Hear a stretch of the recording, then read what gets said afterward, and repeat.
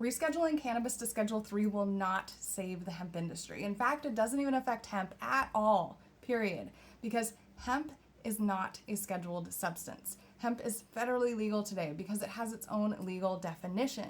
Even though they're trying to change that definition by making it more restrictive and making more of the hemp products fall into the category of cannabis, hemp will still be legal. But cannabis is different. Cannabis is considered Schedule 1.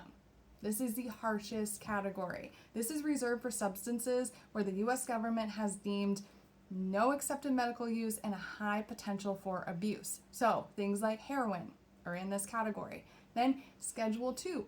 So they say it has accepted medical use, but they're still considered very high for abuse and dependence. So things like oxycodone and cocaine. Then there's Schedule 3.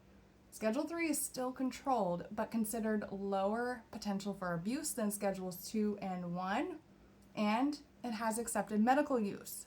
Hooray, about time. Examples include ketamine and steroids. So what does Schedule 3 actually do for cannabis? So it still doesn't legalize it. It's still up to each state, but the biggest practical impact is taxes and research. So for taxes, there's something called 280E. Here's a simple explanation.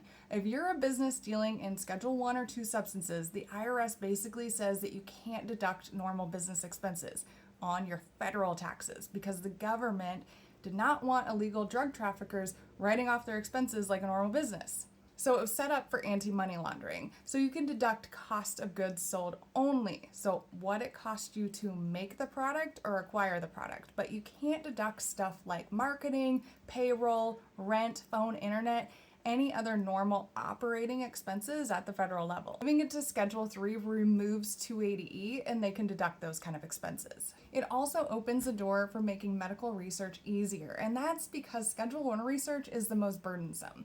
It has a lot of extra DEA registration hurdles, inspections, etc. So a lot of institutions just avoid it because the compliance friction is so high. Schedule 3 doesn't affect hemp because hemp isn't scheduled. Hemp's biggest threat right now is the definition changed in the bill that was just passed on what qualifies as hemp versus getting pushed to marijuana.